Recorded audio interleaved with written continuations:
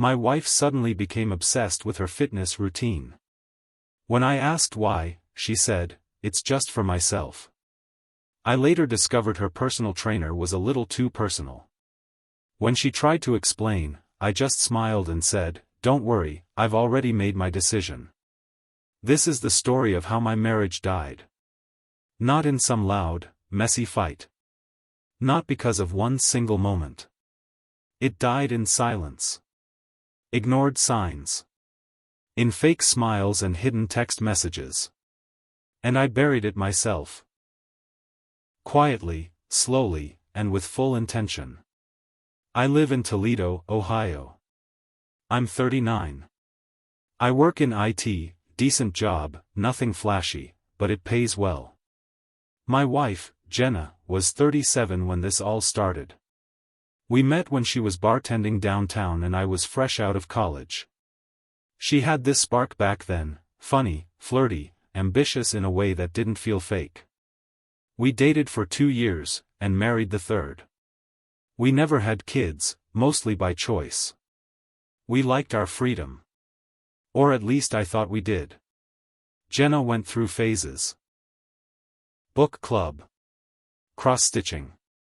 Cooking classes. Half the time, she'd drop them after a month. So when she told me she was getting into fitness, I figured it'd be another hobby she'd eventually grow bored of. But this time was different. She got serious.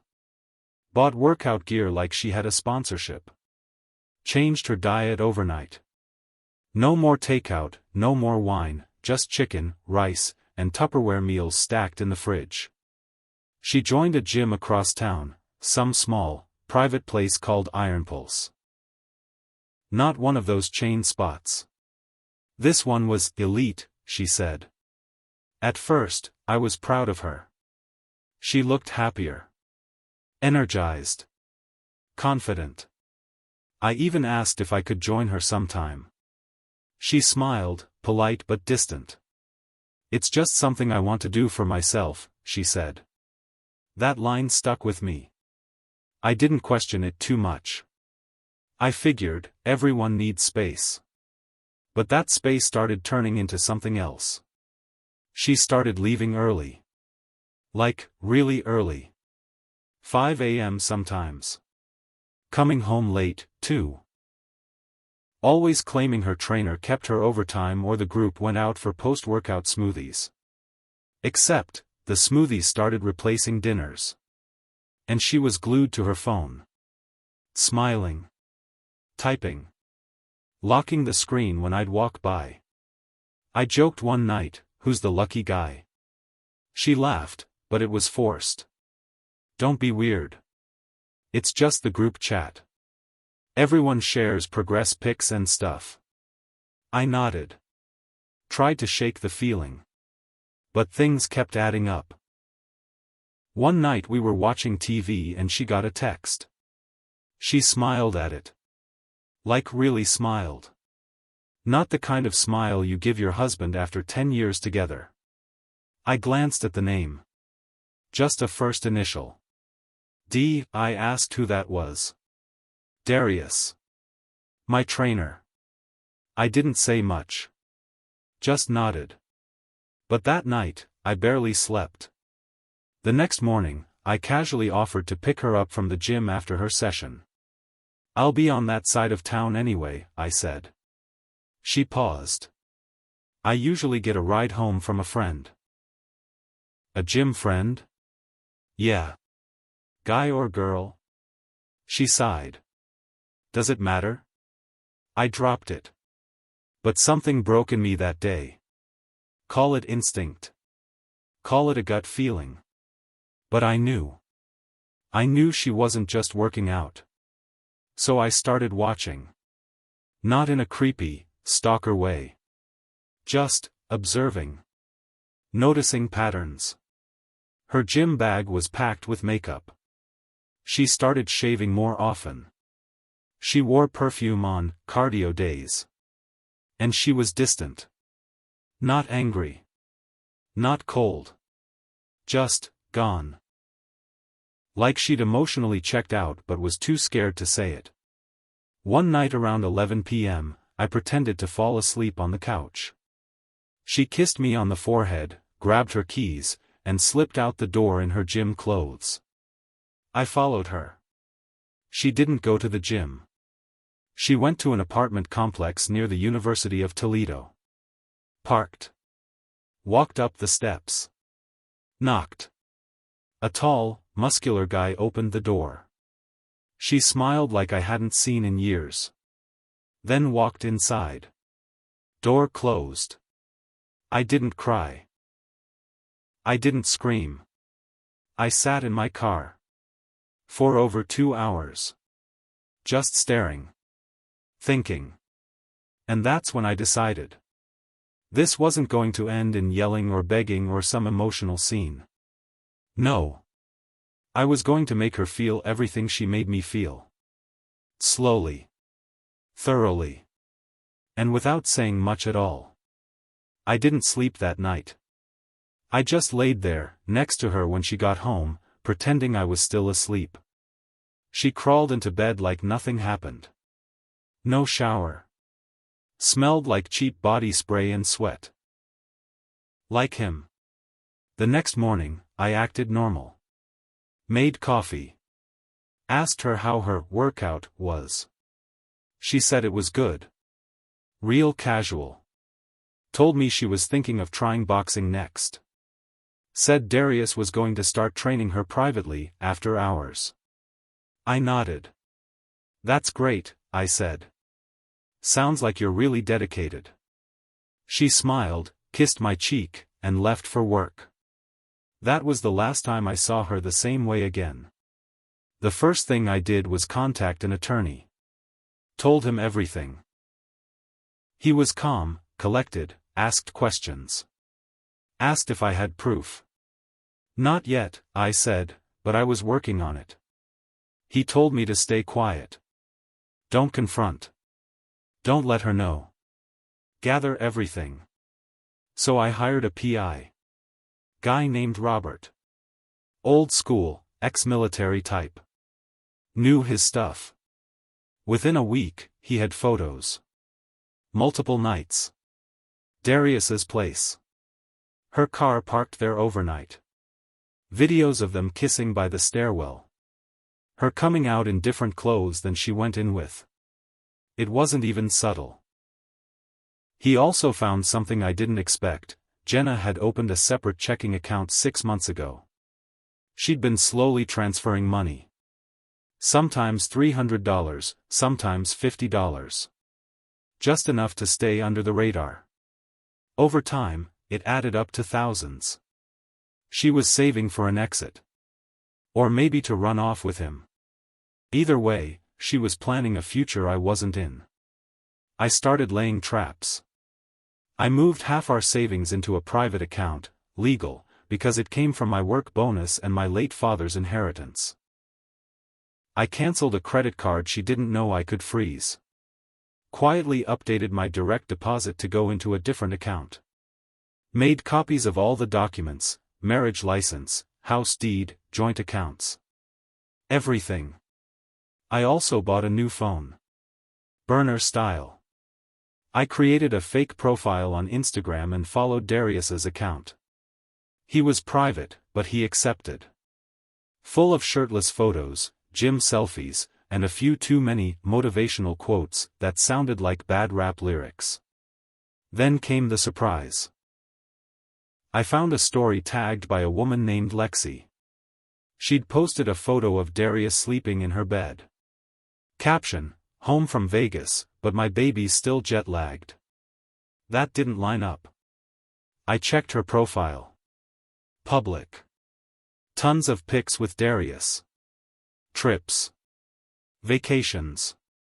A post from Christmas where she called him her fiancé. Fiancé. So he wasn't just cheating with my wife. He was cheating on her too. I screenshot everything. Then I waited. And watched. A week later, Jenna came home late. Again. I was already at the kitchen table with my laptop open, phone charging, dinner cold in the microwave. She walked in all flushed and smiley. "Long session?" I asked. She nodded. "Yeah. We went over time again." I smiled. "With Darius?" She froze. "Just for half a second." "Yeah, why?" I shrugged. "Just asking. He seems like he's really good at what he does." She nodded quickly, walked past me. Her bag hit the floor harder than usual. I stood and walked over to the fridge, pretending to look for a drink. "Hey," I said, not looking at her, "do you love him?"